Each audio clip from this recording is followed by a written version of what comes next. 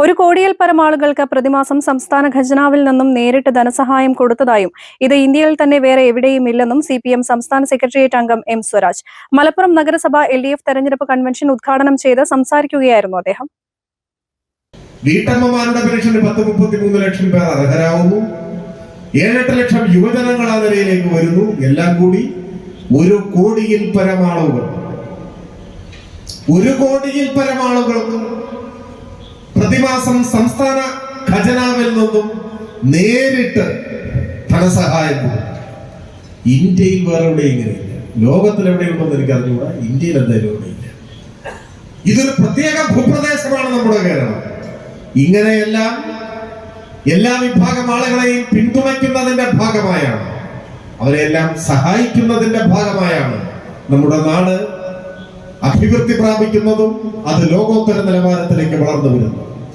അതോടൊപ്പം കഴിഞ്ഞ 9.5 കൊല്ലത്തിനിടയിൽ കേരളത്തിൽ ഉണ്ടാക്കിയ മറ്റ് വികസന പ്രവർത്തനങ്ങൾ, ക്ഷേമ പദ്ധതികളുടെ ഭാഗമായി വ്യക്തിപരമായി ഗുണഭോക്താക്കളെ തിരഞ്ഞെടുക്കുന്ന ചില കാര്യങ്ങളാണ് പെൻഷന്റെ കാര്യം ഞാൻ പറഞ്ഞത്.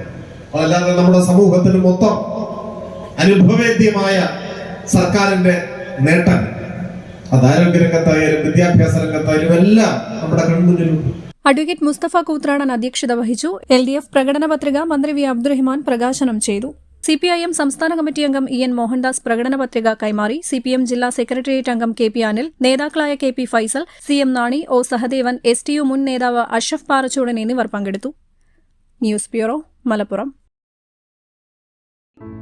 PAK പൊന്നോണം 2025 ഓഗസ്റ്റ് 26 മുതൽ സെപ്റ്റംബർ 30 വരെ.